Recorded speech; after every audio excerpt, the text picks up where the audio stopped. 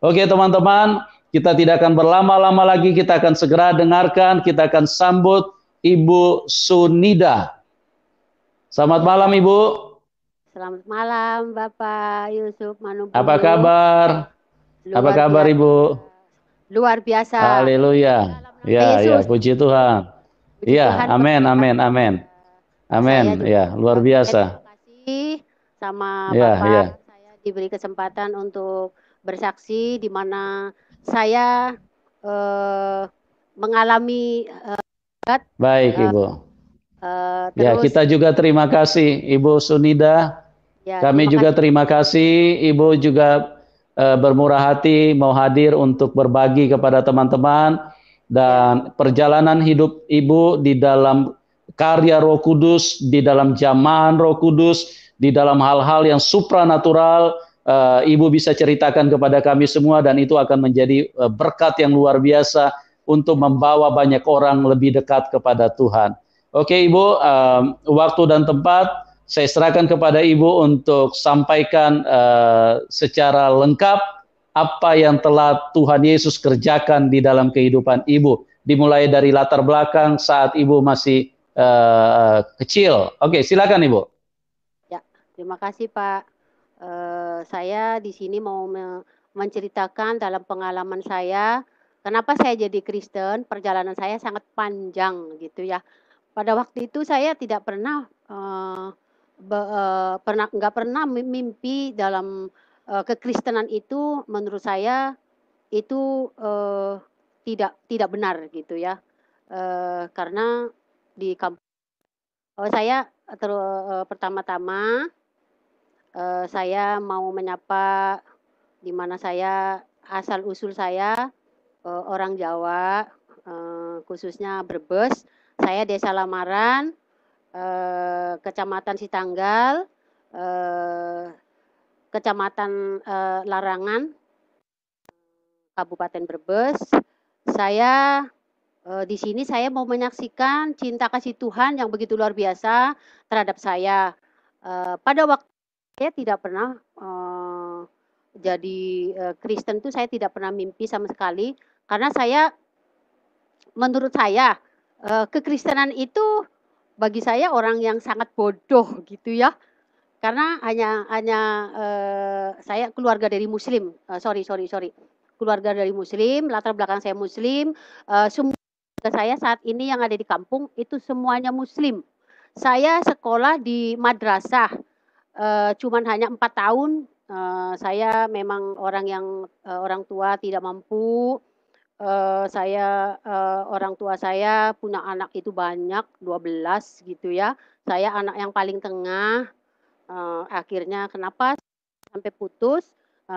Karena cuma 4 tahun, 1 tahun bisa bayaran pepes, 2 tahun bisa bayaran, 3 tahun bayaran. Keempatnya 1 tahun nggak bisa bayar sama sekali. Akhirnya saya putus sekolah karena saya malu, nggak bisa bayar sekolah waktu itu. Akhirnya waktu itu saya sekitar umur 12 tahun ya. Lalu daripada saya juga nggak sekolah, akhirnya saya minta sama mama saya mau kerja untuk membantu orang tua gitu. Lalu ini yang pertama-tama, saya waktu itu masih kecil ya, masih kecil. Saya sekitar umur 9 tahun lah waktu itu. Saya kelas 2 SD, waktu itu saya udah besar sekolah sih ya. Nah, itu saya disuruh mengantar bapak saya ngirim ke sawah. Lalu pada waktu itu saya ngirim, jadi rumah saya ke sawah itu cukup lumayan jauh gitu ya. Jadi saya namanya anak kecil, saya lari-lari gitu ya. Saya antar bapak saya makan, lalu saya pulang. Kata bapak saya bilang, ini udah agak mendung, kamu cepet, kamu pulang gitu loh. Kamu pulang, takutnya kehujanan gitu. Ya udah, lalu saya pulang gitu loh. Saya lari di tengah jalan, langsung ini hujan itu besar. Hujan itu sangat banget besar, sampai gelap gulita. Nggak bisa saya lihat kanan kiri gitu loh. akhirnya di situ ada badai, ada petir yang menyambar-nyambar. Saya anak masih kecil waktu itu, nggak ada satu gelintir orang, nggak ada sama sekali. Saya tolong, saya bilang tolong, gitu. Nggak ada orang. Lalu saya menyebut, saya bilang ya Allah, tolongin saya, ya Allah, tolongin saya, gitu kan. Saya udah menangis karena saya nggak bisa melihat kanan kiri, nggak bisa karena di situ gelap pekat kayak gitu loh.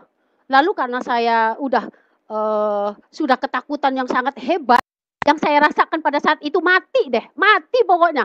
Masalahnya itu petirnya nyamber sini gitu, nggak ada lagi, nggak ada jalan.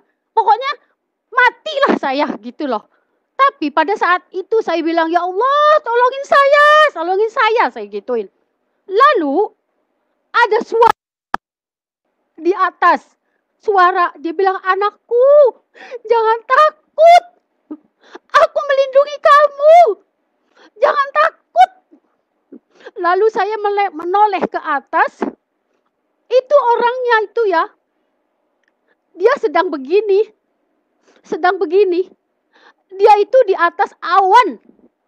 Dia di atas awan, seolah-olah awan itu seperti meja gitu loh. Sambil dia menatap saya, dia bilang, anakku, aku melindungi kamu, aku menyertai kamu, segeralah kamu pulang katanya gitu.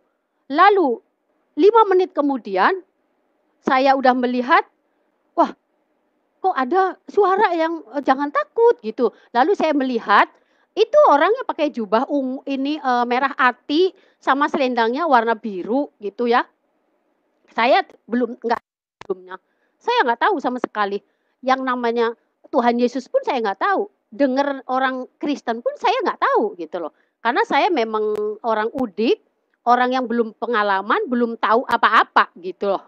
Terus terang saya orang udik gitu ya. Lalu itu mama saya waktu hujan deras, yang petir menyambar-nyambar itu mama sangat ketakutan, khawatir gitu loh. Anak saya bagaimana ini, hujan lebat, petirnya nyamber-nyamber gini, bagaimana gitu. Ternyata mama saya pada waktu petir menyambar-nyambar itu dia takut, dia khawatir, lalu mama saya bingung, muter bolak-balik bagaimana ini. Si Nida kemana? Si Nida ini bagaimana gitu loh. Lalu mama saya satu-satunya jalan, mama masih percaya hal-hal tahayul gitu ya.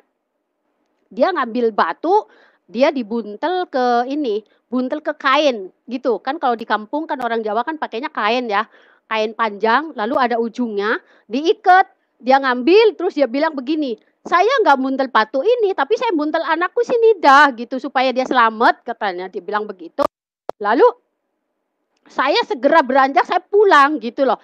Pada saat itu tuh hujan mulai rintik-rintik. Begitu saya nyampe rumah, itu hujan besar lagi gitu loh. Jadi cuman terang hujan sedikit sebentar itu cuman hanya mengantar saya nyampe rumah gitu. Itu begitu luar biasanya gitu loh. Itu yang saya alami gitu loh. Saya alami itu fakta gitu ya. Saya mengalami gitu loh. Lalu begitu saya nyampe rumah, mama saya langsung meluk saya gitu. Oh, anakku selamat, alhamdulillah ya Allah, katanya, anakku selamat katanya. Dia bilang begitu kan. Terus kamu waktu hujan kenapa? Kemana gitu? Iya, waktu ada badai itu ini nyamber sini saya taunya saya lalu saya, ya Allah tolongin saya, ya lu tolongin saya. Itu ekspresi saya cerita sama mama saya. Terus saya bilang, ada sesosok manusia tapi di atas awan, Mak, saya bilang gitu. Dia bilang gini, jangan takut anakku, aku menyertai kamu. Aku melindungi kamu, segera beranjak pulang. Makanya tadi saya lari-lari itu kelihatan galang sawah itu galang, tadinya nggak kelihatan galang-galang sawah itu, saya bilang. Lalu begitu ada orang yang ngomong seperti itu benar-benar bukan hanya telinga saya mendengar, tapi mata saya melihat. Itu mata saya melihat gitu loh. Nah, begitu lembut suaranya, begitu anggun gitu loh. Lalu karena singkat cerita, saya waktu itu umur 12 saya nggak bisa sekolah lagi, putus gitu karena mama saya gitu.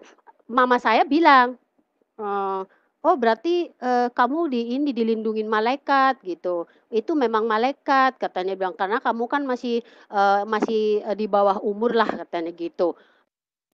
Itu dilindungi malaikat gitu. "Oh masa sih Mak?" Gitu loh. "Iya," gitu loh.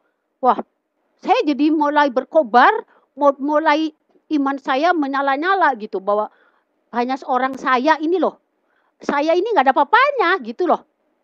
Tapi begitu malaikat melindungi saya, menyertai saya, loh itu kata mama saya bilang itu malaikat gitu loh. Singkat cerita, saya umur 12 tahun, saya, ada tetangga saya kan maklar, kebetulan itu maklar, tetangga saya deket-deketan lah gitu ya, sampai sekarang juga orangnya masih hidup gitu ya.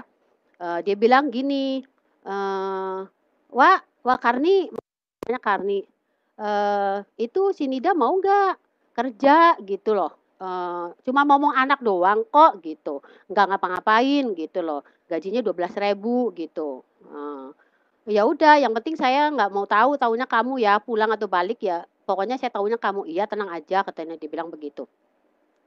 Lalu saya dibawalah ke Jakarta, waktu itu di Jakarta Timur lah ya, sampai sekarang orangnya juga masih hidup, sampai sekarang, bos saya, gitu ya. Lalu begitu saya nyampe rumah, suruh masuk, begitu masuk, saya langsung terperanjak gitu, saya melihat, begitu saya masuk, "Hah, kok ada lukisan?" Gitu, lukisan itu yang saya lihat gitu loh, pada waktu saya, mengalami yang begitu hujan yang begitu lebat, saya kaget. Lalu bos saya, dia orang orang Ambon, tapi dia dia Kristen, lalu dia bilang gini, "Udah masuk aja," katanya, "namanya siapa?" "Namanya Sunida," saya bilang gitu. "Udah masuk aja," gitu. Lah saya tetap saya eee terfokus saya dengan, lukisan. Lalu, dia bilang, "Kamu ngeliatin lukisan?" "Oh, itu mah ini cuman hanya lukisan, itu Tuhan Yesus saya," katanya gitu, "tapi itu cuma lukisan, kalau Tuhan Yesus ada di surga," katanya dia bilang begitu, gitu ya. Oh, berarti saya waktu itu ditemuin Tuhannya orang Kristen dong, gitu loh. Ya ampun, astagfirullah, masa iya sih kok saya ditemuin sama Tuhannya orang Kristen, gitu loh. Lalu saya tetap, dengan keyakinan saya, waduh saya masuk kerja di bos yang salah ini gitu loh, kenapa saya kan muslim, kenapa saya kerja sama bosnya orang Kristen gitu loh. Aduh bagaimana entar saya nggak sah sholatnya gitu ya. Lalu saya bilang gini, "Pak, nggak apa-apa, tapi saya muslim, kalau Bapak Kristen boleh nggak saya sholat?" "Oh silakan, kalau mau sholat, sholat aja, nggak apa-apa," katanya gitu. Saya di situ, tapi saya cuman 1 tahun saya kerja, lalu saya pulang ke kampung hanya beberapa minggu, lalu saya dibawa lagi sama temen yang udah pernah, dia kerja di restoran waktu itu. Nah, begitu dia pulang ke kampung nyari orang, untuk mencuci piring gitu loh. Lalu teman saya bilang, "Nida kamu mau nggak?" Gitu loh, "kerja di restoran tapi kamu bagian cuci piring, gajinya 15.000," katanya. "Ya oke deh nggak apa-apa," gitu loh. Singkat cerita saya berangkat nih, sama teman saya kerja di restoran waktu itu tahun 80-an gitu. Nah, akhirnya di situ saya bagian cuci piring, tapi kalau misalnya beres-beresin daging, itu daging babi gitu, karena restoran Cina gitu ya, Chinese food. Jadi saya bantu-bantuin. Lah, saya nggak sah dong, malah saya megang-megang babi lagi, najis lagi, babi kan haram gitu loh. Saya sebagai muslim, itu memang babi itu haram gitu loh. Akhirnya saya selama, 3 tahun saya bekerja, saya tidak menjalankan sholat sama sekali, tidak sama sekali. Karena sholatnya tidak sah, karena saya megang babi gitu loh. Tapi apa boleh dikata karena saya harus bekerja tuh untuk membantu orang tua saya yang kesulitan di kampung gitu loh. Jadi ya saya bilang, "Ya Allah ampuni saya," saya bilang, kenapa saya seperti ini gitu loh, tapi mau cari kerja bagaimana? Saya udah jadi orang, ini deh kafir banget, nggak pernah nggak, sholat lagi gitu. Singkat cerita, saya waktu itu saya lagi di luar gitu loh, ada orang yang mau berangkat, pergi kemana gitu saya nggak tahulah, dia begitu jalan sendalnya itu copot gitu loh, lepas gitu copot, lepas, lalu, "Wah gimana ini?" Gitu, dia sepertinya butuh pertolongan, lalu saya bilang gini, "Terus gimana itu Kak sendalnya? Mau nggak pakai sendal saya?" Gitu loh, "Saya baru beli loh sendal." Gitu sama dia, "Oh ya terima kasih," gini gini gini. Singkat cerita saya, saya gunting rambut karena dia juga salon gitu, dia buka salon, saya buka rambut gini gini. Lalu, saya sudah 3 tahun di situ, saya udah kenal sama kakak yang saya kasih sendal itu, saya bilang begini, "Kak, saya pengen keluar dari itu, saya udah bosen, soalnya saya nggak pernah sholat, sudah 3 tahun saya di situ," gitu loh. Saya kan sebagai, orang muslim itu wajib harus melakukan 5 waktu, saya bilang gitu. Sama sunnah untuk sujud, untuk tahajud itu penting. Tetapi kalau saya megang babi itu haram gitu, najis gitu, nggak boleh gitu loh. "Bisa nggak Kak?" Gitu. "Kamu bener mau?" Gitu. "Soalnya ini bos suami saya nyari," gitu loh, Bu Haji namanya, kayak gitu. "Deket kok rumahnya nggak terlalu jauh," gitu kan. "Oh, oke oke oke, nggak apa-apa saya mau," gitu. Singkat cerita, "Ya udah kamu, sini dulu deh, ya udah kamu istirahat dulu kan kamu baru keluar dari, kerjaan kamu capek dong." Setelah 2 hari saya di situ, harinya hari Minggu, saya diajak, bilangnya sih mau belanja gitu loh ke daerah Senen, karena dia juga belanja baju untuk dijual, kreditin segala macam. Lalu dibilang, "Dak, yuk anterin aku, belanja, baju," gitu kan. Ya saya bilang, "Ya oke," saya bilang gitu. Lalu karena pagi jam 7, dia masuklah, ke gereja gitu. Saya bilang gini, "Ini tempat apa ini, Kak?" Gitu loh. "Ini gereja." "Aduh, Kak, kenapa? Kakak kenapa bawa saya ke gereja?" Saya bilang gitu. "Saya ini udah nggak jalanin sholat, udah 3 tahun ini," saya bilang. "Jangan sampai saya, iman saya, agama saya itu jadi kacau," gitu loh. "Saya mau memperbaiki," saya bilang begitu, gitu ya. Lalu, nggak apa-apa sebentar doang ini dah," katanya gitu. Nah di situ, di gereja itu saya, karena saya takut jadi saya ngelihat kanan kiri kayak kayak, asing lah saya karena nggak pernah ya, itu seumur-umur saya di gereja itu. Waduh saya bilang, "Astagfirullahaladzim astagfirullahalazim," saya gituin, "kenapa saya salah masuk," gitu loh. "Ampuni saya ya Allah," saya gituin. Hati. Singkat cerita, sudah, nyanyi-nyanyi, habis nyanyi-nyanyi, terus ada kesaksian ceritanya gitu loh. Ada orang tukang beca yang mengantar, ada encim-encim. Nah itu, kebetulan, rumahnya bukit-bukit, jadi gerejanya ada di bukit-bukit. Nah tukang becaknya itu di bawah, tapi dia lagi tidur karena nungguin encim-encim itu keluar dari gereja. Tetapi dia tiba-tiba itu becaknya itu di depan, gereja, lalu dia masuk gereja, dia dia tersungkur, dia menangis, dia terima Tuhan Yesus gitu. Jadi saya bilang, "Ah masa gitu, masa iya sih? Ah nggak masuk akal."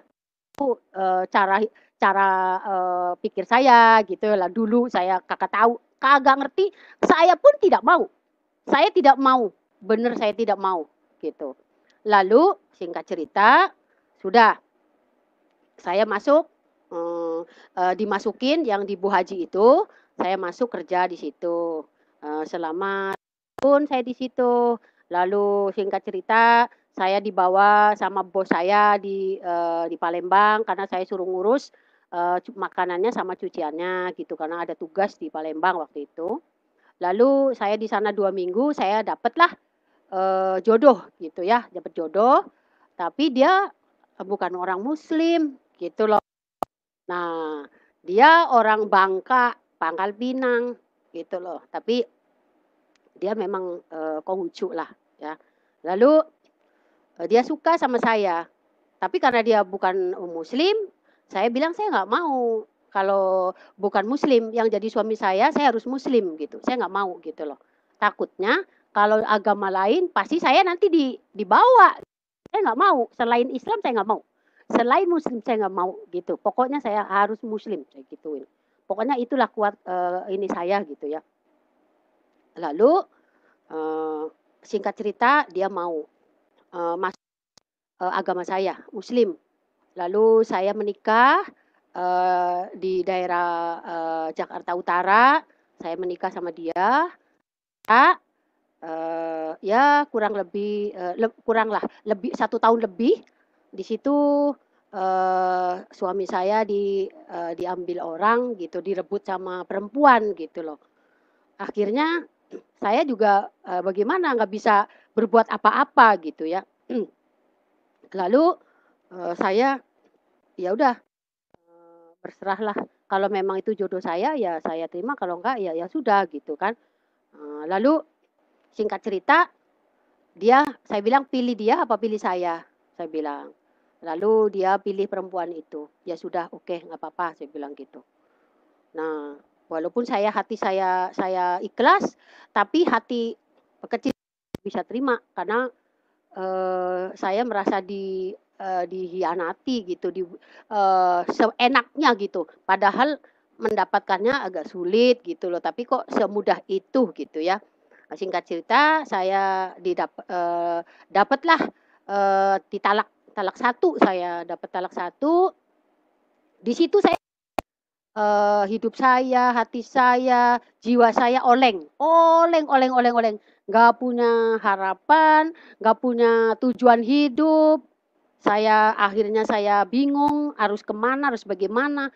Saya juga jauh dari orang tua, saya mau cerita sama orang tua juga saya nggak mau, jangan sampai orang tua saya sedih. Lalu dengan saya bagaimana caranya, akhirnya saya mulai yang namanya dugem. Gitu ya, dugem. Saya waktu itu di Jakarta Utara saya masih gedungnya pun juga masih sekarang gitu ya. Lalu saya mengenallah dunia malam, orang-orang yang suka malam.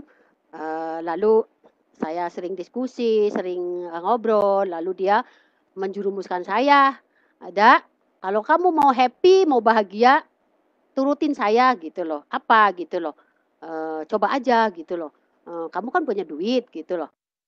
"Pasang susuk, tapi yang pakainya itu yang ini," gitu loh, "yang bagus punya," gitu katanya. "Masa sih?" gitu loh. "Iya," gitu loh. "Nanti saya anterin," singkat cerita saya mau nih, saya mau gitu loh. Akhirnya di situ saya juga bukan jalan keluar. Tuh pasang susuk kek, bukan jalan keluar, sama sekali bukan jalan keluar. Yang ada terpuruk mah ya terpuruk. Saya tidak mau di dalam keterpurukan itu, tetapi ikatan itu sangat kuat gitu loh. Sehingga saya tidak mampu untuk keluar gitu, tidak mampu gitu loh. Akhirnya pada waktu itu yang punya bar itu kan dekat juga sama saya karena saya bukan karyawan, saya memang orang luar, saya cuma nyari nyari nyari senang-senang aja gitu ya, happy-happy, cari happy gitu. Singkat cerita yang punya pemilik bar itu, dia itu ulang tahun, motong kambing, pesta. Lalu "Tuh si Ida datang ya, Da," katanya, "besok ya." "Iya, Pak," saya bilang gitu. Singkat cerita, udah makan, dia juga habis tiup lilin, dia juga berdoa, tapi orang yang muslimnya minggir, itu yang Kristennya itu. Lalu udah selesai makan-makan, keluarganya udah pulang, si bapak itu masih ada. Lalu 4 orang di meja ngobrol-ngobrol, saya bilang gini, "Pak, emang Bapak orang Kristen ya?" Dia bilang.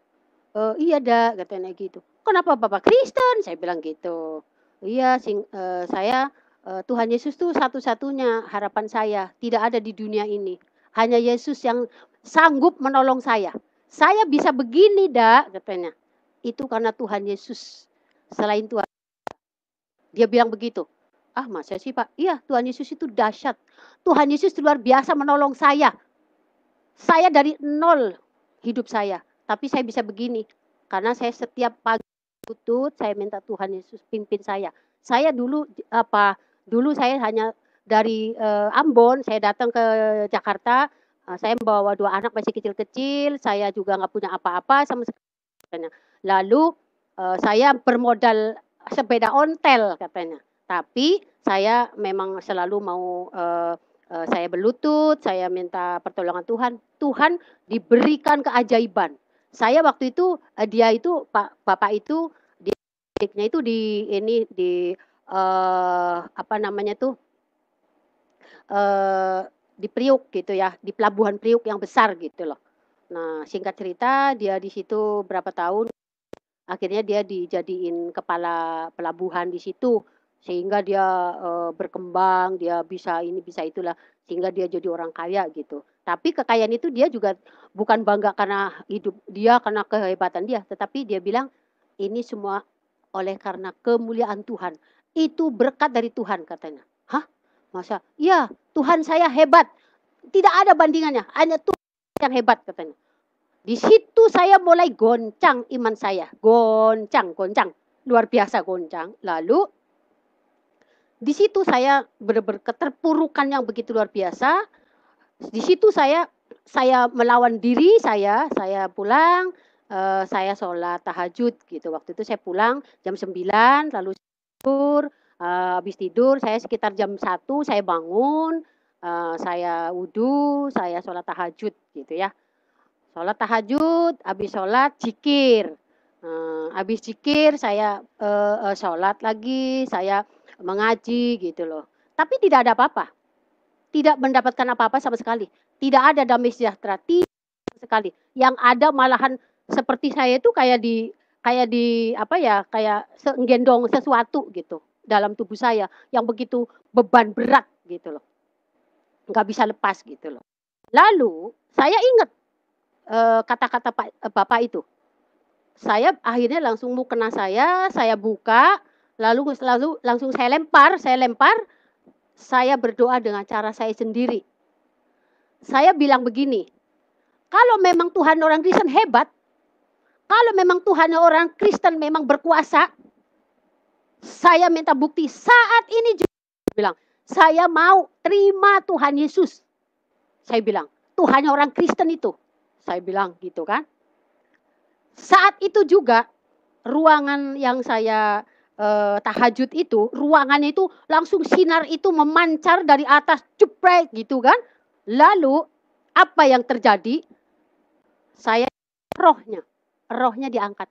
Saya tidak tidur sama sekali. Rohnya diangkat. Lalu yang angkat ya, saya yang nenteng itu 2 orang. Yang sekarang saya tahu itu malaikat gitu loh. Saya ditenteng 2 orang, saya satu-satu gitu.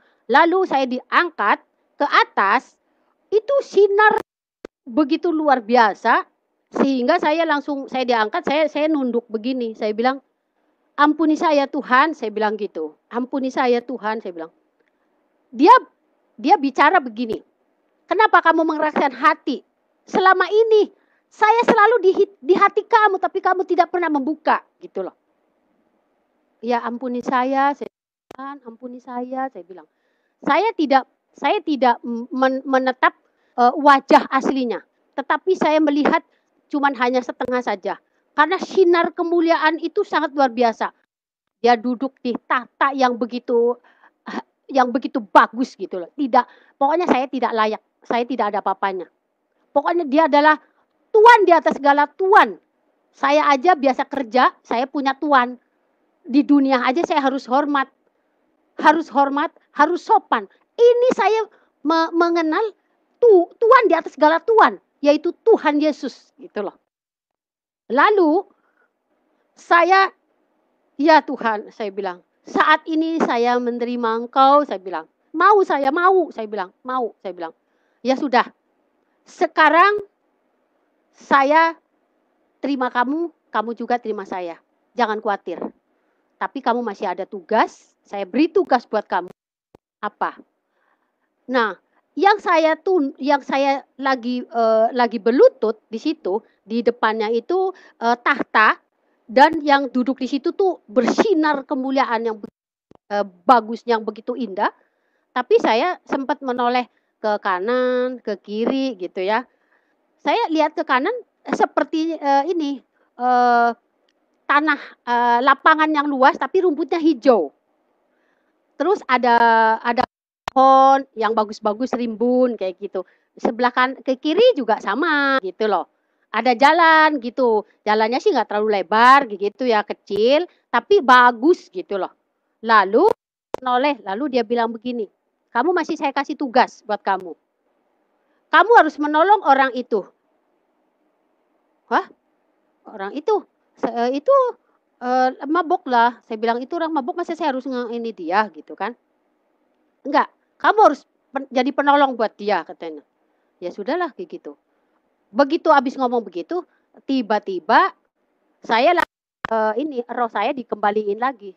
Itu merasa ada yang, terlepas gitu loh. Ternyata apa yang, kuasa gelap yang di dalam diri saya, yaitu yang saya pakai susuk gitu ya, terlepas terlepas. Sehingga ada di dalam tubuh saya yang, mental kayak gitu loh. Sehingga ada diganti sukacita, diganti, luar biasa sukacita penuh itu waktu itu. Lalu saya merenung gitu, wah luar biasa banget ya. Saya orang yang tidak ada papanya, saya orang berdosa, tapi saya bisa ketemu gitu loh sama Tuhan gitu loh.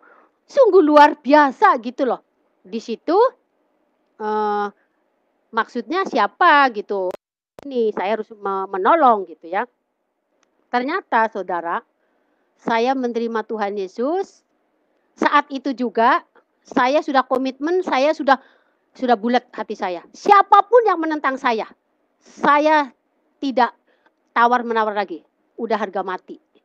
Bulat saya saat itu juga gitu loh. Saya mau terima Tuhan Yesus dalam hidup saya bilang. Lalu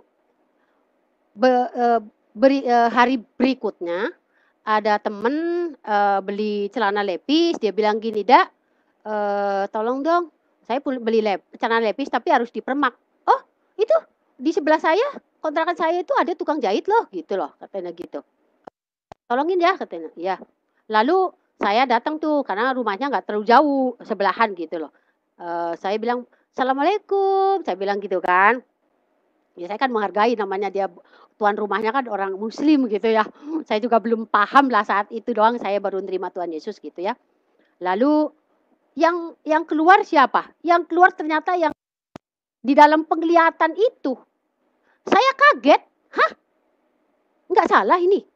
Kok kemarin malam saya melihat, saya diberi penglihatan, asli diberi penglihatan.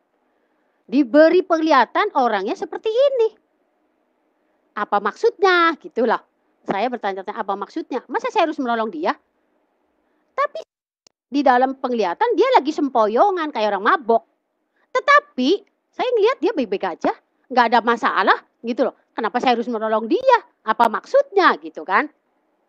Ternyata saya pada waktu itu memang saya nggak mau saya menikah lagi, kecuali orang Kristen.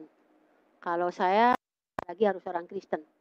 Kalau bukan orang Kristen saya tidak mau. Itu komitmen saya. Kalaupun saya nggak kawin nggak apa-apa. Tapi kalau saya memang dikasih jodoh saya harus orang Kristen. Titik. Itu saya. Saya nggak bisa diganggu-gugat. Pokoknya. Karena damai sejahtera yang saya alami tidak bisa selama saya beriman agama yang yang nggak pernah ngasih saya kedamaian. Tidak dia. Sama sekali tidak ada. Lalu begitu, namanya kan tetanggaan tuh, akhirnya waktu itu, malam minggu gitu loh, ngobrol-ngobrol lah ceritanya. Dia nanyain saya, nanyain ini, lalu dia nembak saya, "Kayaknya saya cinta deh sama kamu," katanya gitu. "Oh, enggak," bilang, "ya udah jangan dijawab dulu, kalau memang ini nggak apa-apa," gitu loh, "kalau tolak juga nggak apa-apa," katanya gitu. Saya pikir takutnya dia orang muslim gitu. Makanya saya nggak mau karena dia orang Padang gitu loh. Enggak sih mau cari suami yang Islam, yang Kristen gitu loh. Karena saya udah pernah gagal, ini, "Masa sih? Oh jadi kamu janda?" "Iya," gitu. Saya terus terang janda. Lalu, "Mana surat jandanya?" "Kasih surat jandanya," gitu loh. Ada. talak 1 gitu loh. Ya sudah dipeganglah dia. Akhirnya dia bilang begini, "Saya juga Kristen," katanya. "Ah, nggak mungkin, masa orang Padang Kristen?" Gitu loh. Orang Padang kan biasanya kuat-kuat gitu agamanya gitu loh. "Iya, saya orang Kristen kok," katanya dia bilang. Ya besoknya dia pakai ini, kaosnya itu belakang depan tuh salib lebar gede-gede gitu lah. Dia bilang, "Loh masa iya? Apa dia cuman, mau, ini saya, mau melabui saya gitu loh. Mentang-mentang saya mau cari suami Kristen terus dia, sok pasang-pasang begitu nipu saya, enggak lah," gitu. Lalu malamnya ngobrol lagi panjang lebar, lalu dia bilang, "Saya juga orang Kristen beneran," kayak, "Ya udah kalau emang kamu Kristen tolong buktikan, bawa saya ke gereja," saya bilang gitu. "Iya, oke, nggak apa-apa, besok ya," katanya gitu. Akhirnya singkat cerita bener, dia memang bener dia orang Kristen, akhirnya saya dibawa ke gereja, oh iya bener. Lalu saya apalagi gitu loh. Akhirnya saya terima dia, oke, nggak apa-apa. Akhirnya saya udah, oke siap, ya udah minta izin sekalian saya minta baptis gitu ya. Mau baptis, saya izin sama orang tua dan sekalian menikah. Lalu saya pulang kampung sama suami saya bilang gini, "Mak, ini calon suami saya bilang, "Saya mau masuk Kristen, saya mau dibaptis." Astagfirullahaladzim, "Kamu gila Nida," katanya, dia bilang gitu. "Kamu kerasukan setan mana?" "Setan Kristen," katanya gitu. "Siapa yang mengaruhi kamu jadi Kristen? Buat apa kamu sekolah madrasah? Buat apa kamu selama ini sembahyang ngaji?" Gitu. Lah, kan saya mengalami gitu loh. Emang Yesus satu-satunya yang memberi jalan, saya bilang begitu. "Yesus apaan? Enggak," kayak gitu. Akhirnya karena dia, "Enggak, saya enggak merestui, tidak mengizinin," katanya. Ya sudah, walaupun enggak mengizinin saya enggak apa-apa. Saya mau sendiri enggak apa-apa, tapi saya minta tolong. Saya minta uang 100.000 aja waktu itu. Karena saya mau persiapan saya juga mau menikah gitu. "Kamu mau menikah, di sini saya pestain nggak apa-apa, jangankan uang 100.000," katanya. "Saya pestain kamu, asalkan kamu satu, jangan jadi orang Kristen. Ingat itu," katanya. Oh gitu, ya sudah kalau begitu saya tetap Kristen. Ya udah mama saya nggak ngasih nggak apa-apa, saya pulang. Lalu, calon suami saya waktu itu bilang, "Ya udah, pasti Tuhan buka jalan karena lebih lebih dulu Kristen ya." Akhirnya, eee, singkat cerita saya baptis waktu itu. Begitu baptis berapa hari kemudian saya diteguhkan gitu ya, pernikahan kayak gitu. Nah, waktu itu saya tahun sekitar 88 ya, 88 gitu ya. Di situ saya terima, ternyata inilah saya kaget, ternyata yang di yang diberi penglihatan, waktu saya berhadapan dengan Tuhan itu yang suruh ditolong, perlu pertolongan itu ternyata suami saya, gitu loh. Nah, waktu mau menikah dia kan rambutnya agak panjang gitu ya. Jadi saya bilang saya bawa ke salon dia. Begitu saya bawa ke salon, dia pakai kaos warna biru sama putih garis-garis. "Hah?" Kata si bilang, "Ini nggak salah, kok ini kenapa jadi, pakai kaosnya percis yang saya dalam penglihatan," gitu loh. Wow, wah jadi, eee, Bapak, Ibu, Saudara, Tuhan Yesus bukan hanya menyelamatkan saya, tetapi plus-plus dikasih suami, apa yang saya minta sama Tuhan. Jadi ini nyata, memang jodoh di tangan Tuhan, betul. Saya ini memang terus terang, dia juga lagi melayang-layang, tidak ada yang, karena dia dibuang dari keluarga. Nah, secara secara, saya, manusia, pada waktu itu suami saya kerja cuman gaji 25.000 seminggu. Sampai dia bilang, "Tapi kalau kamu mau saya kan gajinya segini." "Nggak masalah, walaupun 1.000 kamu, kasih seminggu pun saya nggak apa-apa." Saya bilang begitu, "Nggak apa-apa," saya bilang. "Saya yakin dalam iman saya, karena ini suami bukan bukan keinginan saya gitu loh, tetapi itu pemberian Tuhan. Tuhan kasih persis kriteria saya.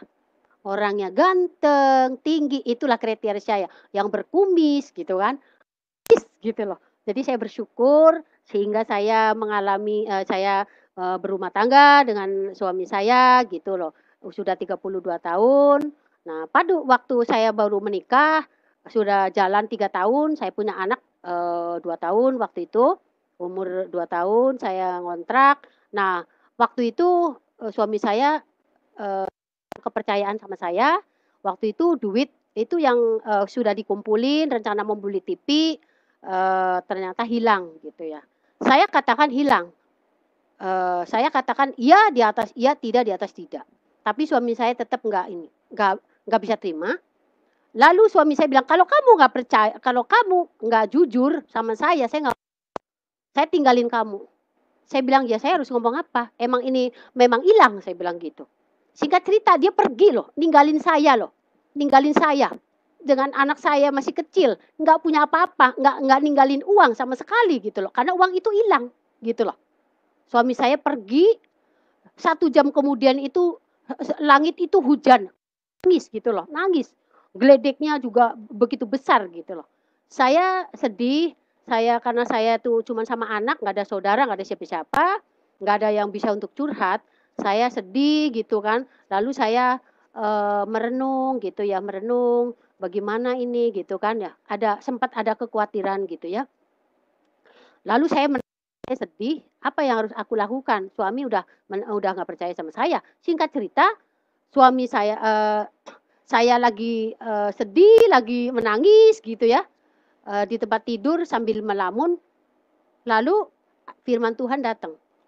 Firman Tuhan dia bilang gini, "Nida, kamu bangun, coba lihat deh, di Yakobus 1 deh ayat 2, coba." "Enggak lah, saya lagi sedih kok, ngapain?" gitu loh. "Enggak," gitu loh, "nggak connect," saya bilang gitu. "Kamu bangun, kamu baca, coba di Yakobus," gitu. Ternyata di Yakobus itu saya bangun, langsung saya dapat ayat, "Saudara-saudaraku, anggaplah suatu suatu kebahagiaan apabila kamu jatuh ke dalam berbagai-bagai pencobaan.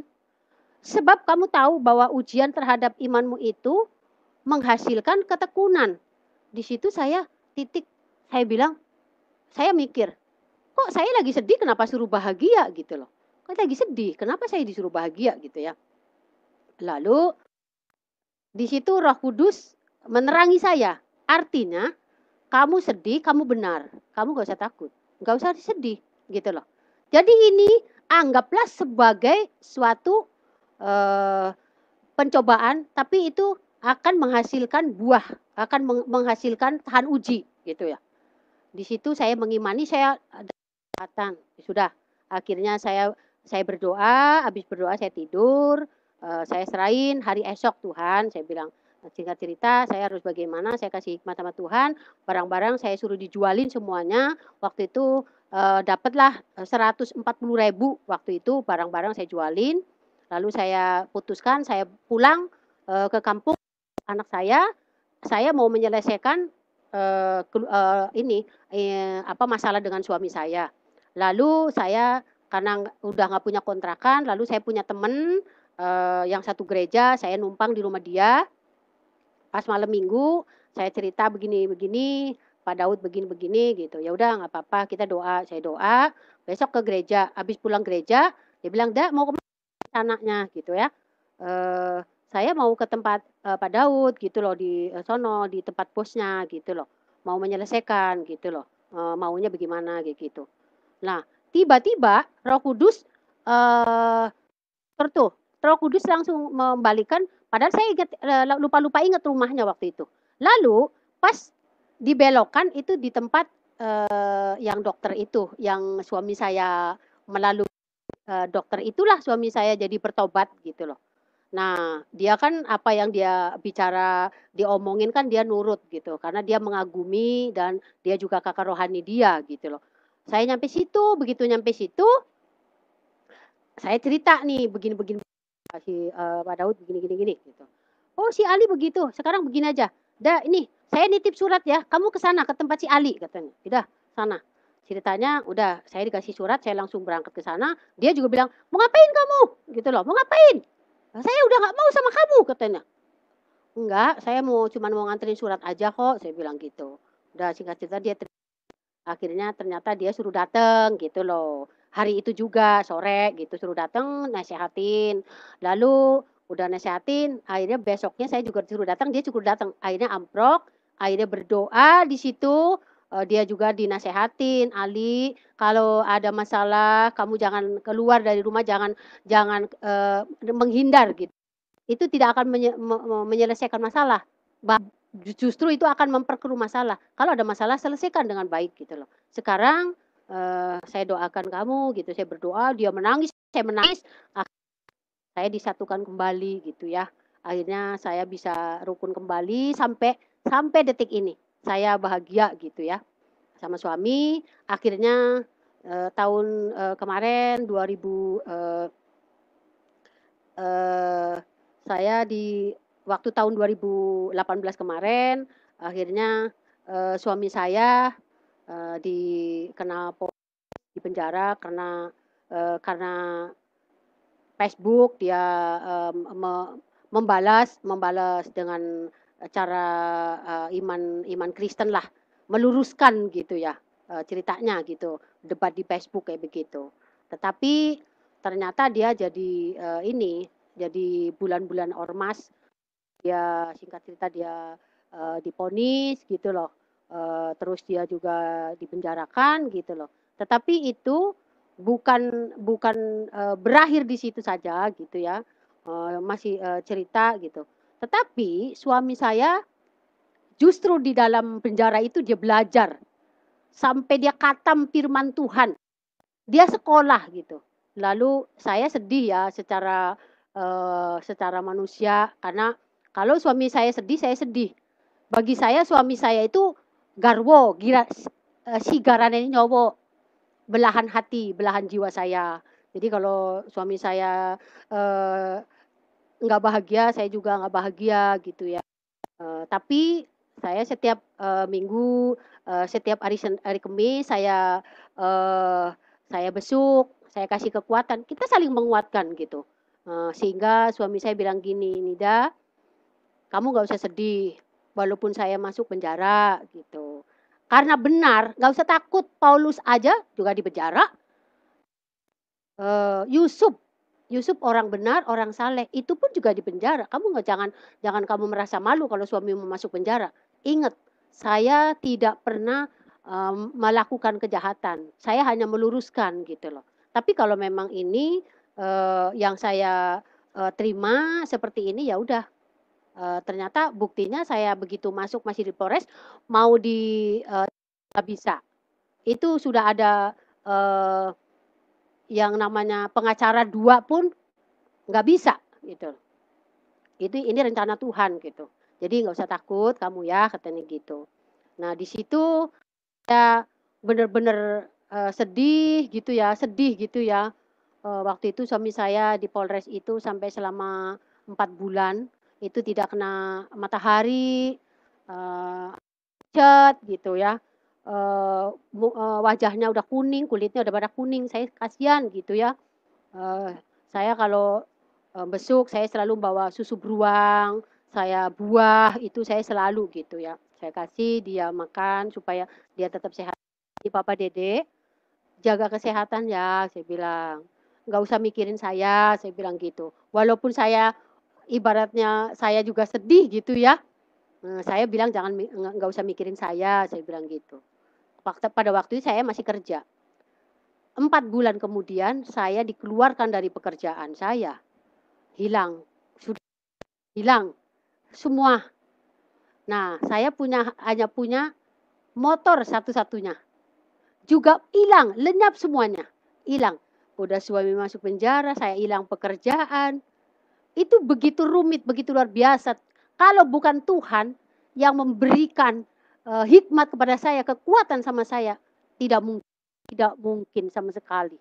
Apalagi suami saya, ibaratnya udah nggak punya apa-apa, saya juga udah nggak punya apa-apa gitu loh. Tapi saya percaya, saya ingat kata-kata Tuhan yang waktu di kampung, "Saya akan menyertai kamu, aku akan melindungi kamu." Selalu ada kata-kata itu di dalam hati saya. sampai saat ini.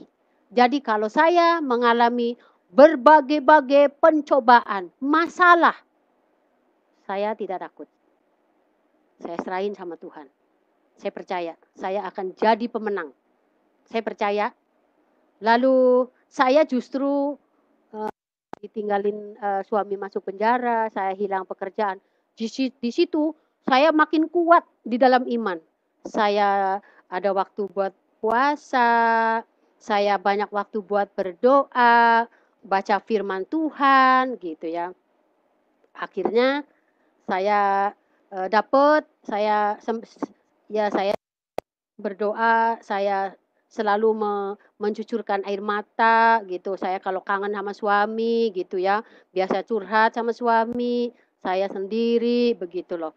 Lalu saya begitu saya baca lagi berdoa, saya dalam kesedihan saya, lalu firman Tuhan saya firman yang di Mazmur 126 yang bunyinya begini. Orang-orang yang menabur dengan mencucurkan air mata akan menuai dengan sorak-sorai. Di situ saya dapat kekuatan lagi. Double kekuatan saya. Itulah. Ini bukan jadi masalah. Suami masuk penjara, ini hilang. Seolah-olah bukan segalanya. Hilang harapan, tidak. Saya masih punya harapan. Saya masih punya Tuhan Yesus yang Maha Kuasa, yang sanggup menolong saya. Pada saat saya menghadapi maut pun Tuhan Yesus ada. Tuhan Yesus menolong saya. Saya harus takut, gitu loh. Saya sangat-sangat tidak takut. Saya diberi kekuatan. Walaupun saat itu saya memang udah nggak punya uang, saya cuma dikasih sama anak saya, seminggu kadang dikasih 25.000, kadang 30.000, begitu loh. Saya dengan anak saya Jose gitu ya.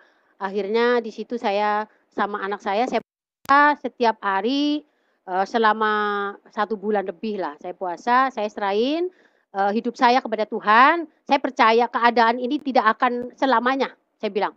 Karena orang yang menabur dengan cucuran air mata menuai akan sorak-sorai. Saya percaya di balik semuanya ini ada janji Tuhan yang luar biasa.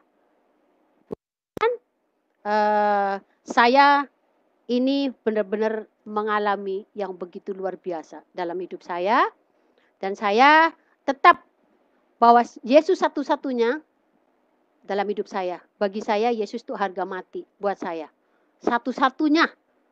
Karena saya nggak punya harta, nggak punya kekayaan. Saya punya Tuhan Yesus. Hanya Tuhan Yesuslah satu-satunya penolong saya dan memberikan keselamatan. Bukan hanya di dunia, di surga sudah disediakan. Ngapain saya harus takut? Gitu loh. Jadi puji Tuhan, saya dikuatkan.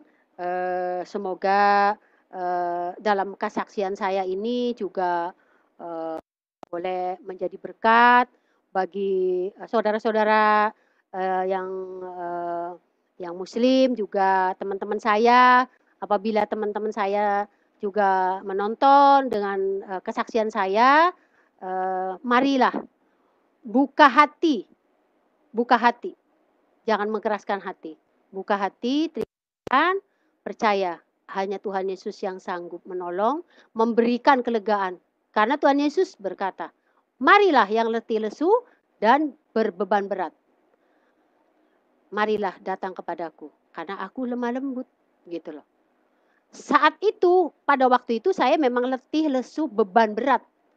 Sehingga saya, waktu keyakinan saya sholat tahajud, saya tahajud. Nah itu yang dipertemukan. Saya membuka hati, gitu loh. Sama Tuhannya orang Kristen, gitu loh. Ternyata benar-benar ada, benar-benar hidup.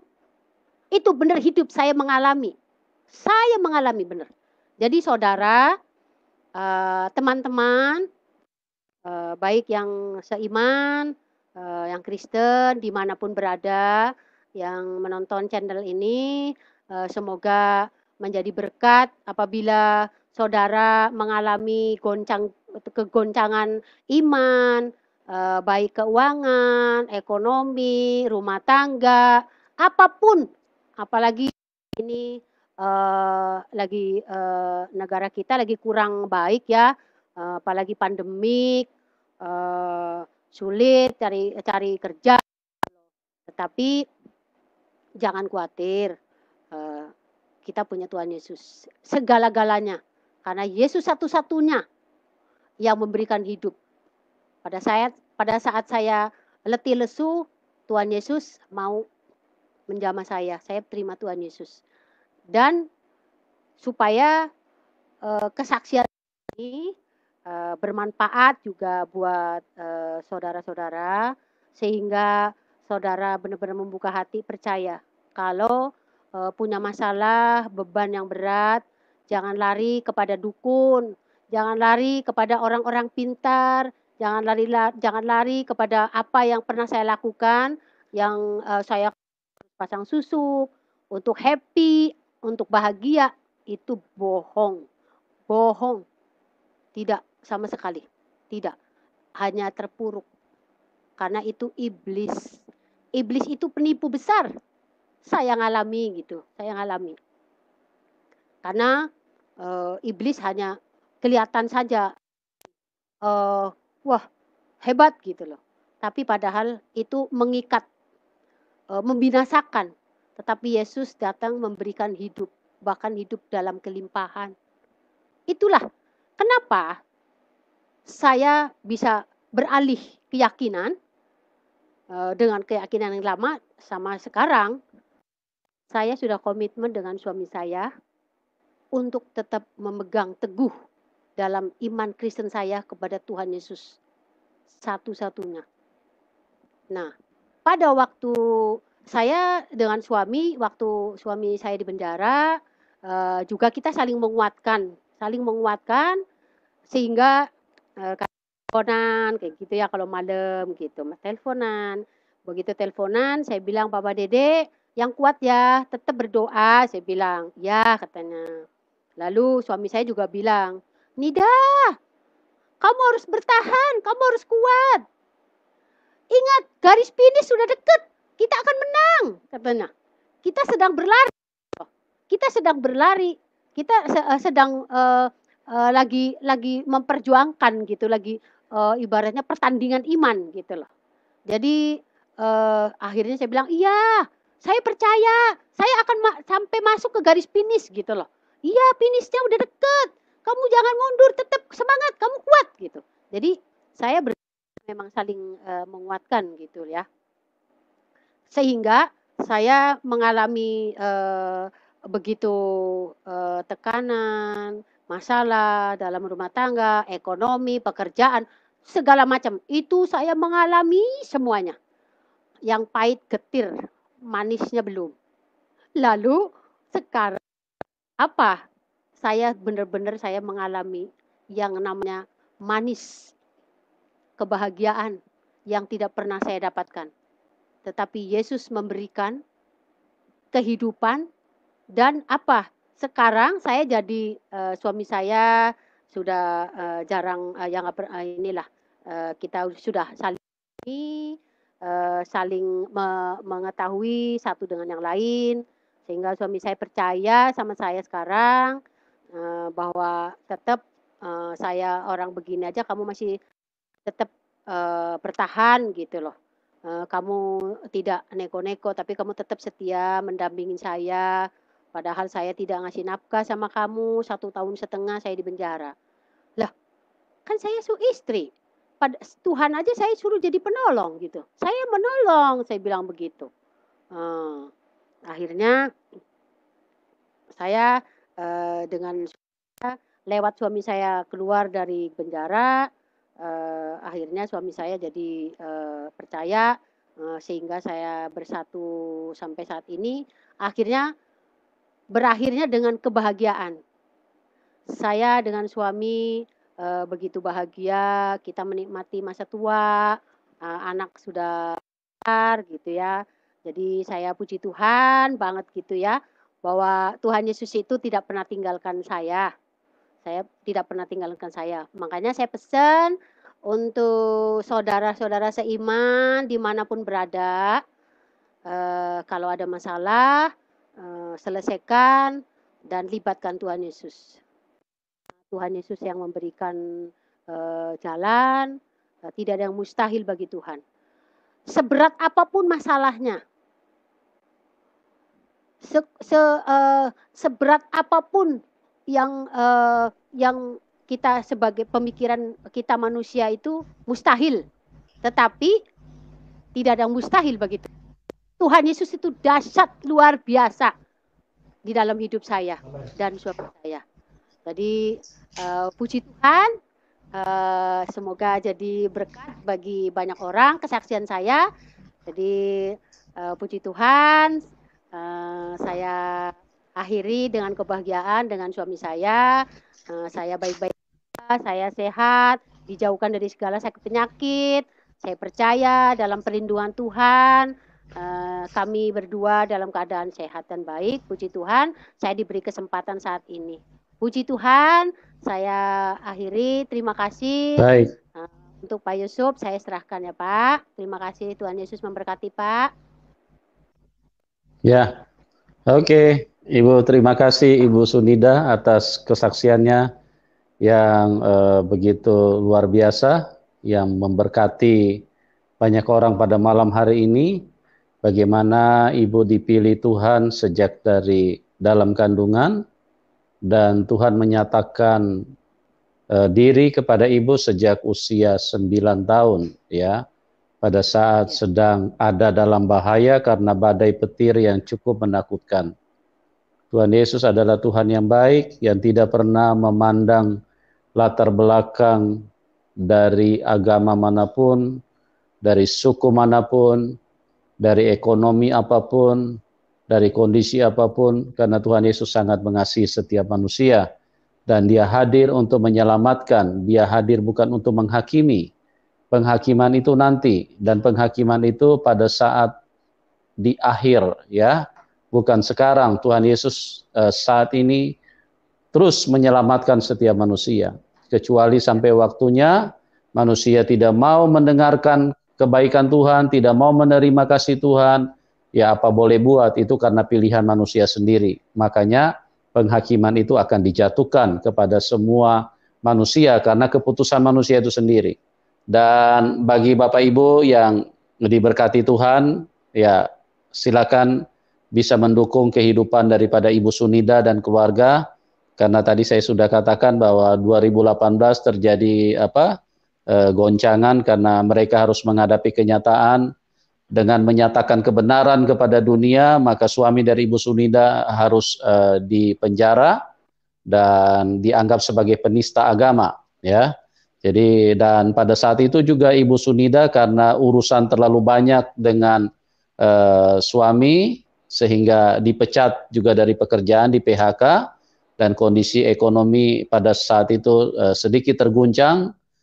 Jadi bagi Bapak Ibu yang ingin mendukung, silakan ya, supaya mereka tetap setia dan terus bisa memberitakan kerajaan Allah, bisa bersaksi kepada dunia ini untuk menyatakan kebenaran yang telah mereka terima dari Tuhan, yang mereka alami di dalam kehidupan ini. Oke, buat semuanya terima kasih, dan terima kasih atas nama teman-teman, juga terima kasih buat Ibu Sunida atas kesaksian yang luar biasa yang memberkati kita semua. Dan sekali lagi Tuhan Yesus memberkati kita semua, dan salam kemenangan buat kita semua. Amin. Amin. Amin.